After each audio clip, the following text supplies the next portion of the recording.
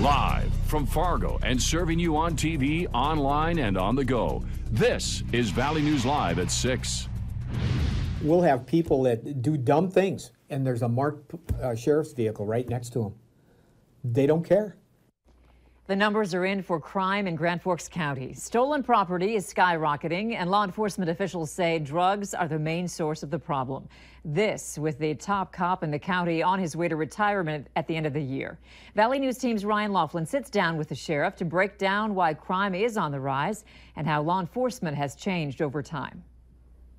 You know, I started here, exactly 39 years ago today. This is the last time Sheriff Bob Ross will break down the crime stats in Grand Forks County. He's retiring after a career he never intended to start in the Midwest. They had height requirements back in the late 60s, early 70s.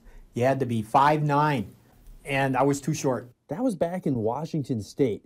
Now, after around 4 decades here, he's seen his fair share of changes. You know, when you have a little fear about law enforcement, there's a little respect there too. And I see that going the other way. The 2017 crime stats are out. One of the biggest increases is stolen property. 26 cases in 2017. In the 9 years prior, they've never had more than 8 cases per year. Ross' reasoning, drugs, specifically opioids. In fact, we know by the people that we've apprehended or through investigation that they were taking care of their drug habit. That's why they were burglarizing and stealing other people's property. He sees the root of this problem starting in healthcare. I think doctors overprescribe, and I think a lot of people are getting drugs that they really don't need. And when they do get them, they don't use all of them, so then they put them in their cabinet.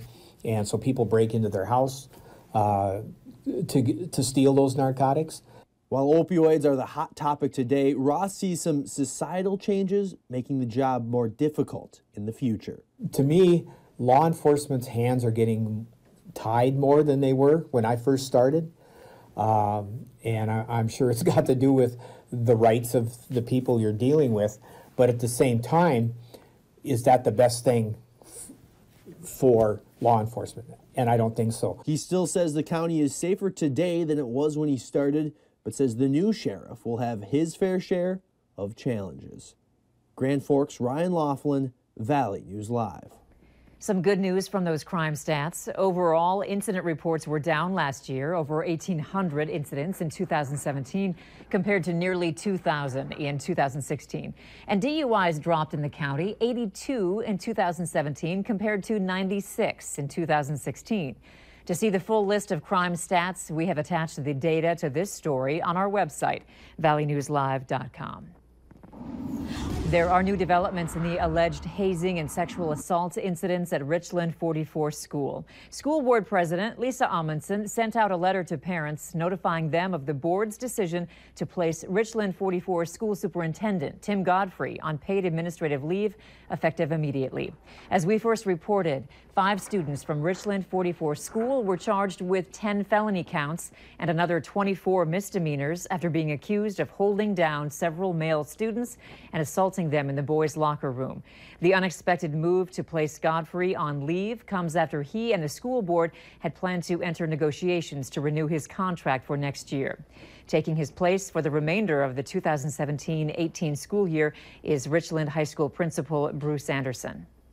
Several West Fargo residents woke up to a scary sight today. An hour-long standoff between police and a man had an entire street blocked off. Officers responded to the 100 block of 12th Street East after a woman called saying she needed help because there was a suicidal man in the home with possible firearms. During the hour-long standoff, residents were not allowed in their nearby homes, leaving them on edge. If it's something like this, I mean, they had their weapons out, so I'm assuming it's serious. And I mean, anything can happen. Bullets travel through walls all the time. Lieutenant Boyer tells us the woman was safely taken out of the residence, and a negotiator later got the man out with no shots fired. No one was injured in the ordeal, and the man has since been taken into custody. We're still coasting through the week with nice temps and a bit more melting. Hutch, what does tonight look like? Well, as you could see there on the Storm Team Skycam Network shot from Dakota Magic Casino at the South Dakota border, exit 1 on I-29. Just beautiful conditions, flags standing still, and quiet weather. Perfect for travel anywhere, in any direction. We have a few clouds building out in the eastern reaches of Montana. Other than that, very quiet weather in the northern plains. Temperatures slipping into the teens and single digits eventually. We'll have a few clouds and areas of patchy fog. Once again, it could be dense for some.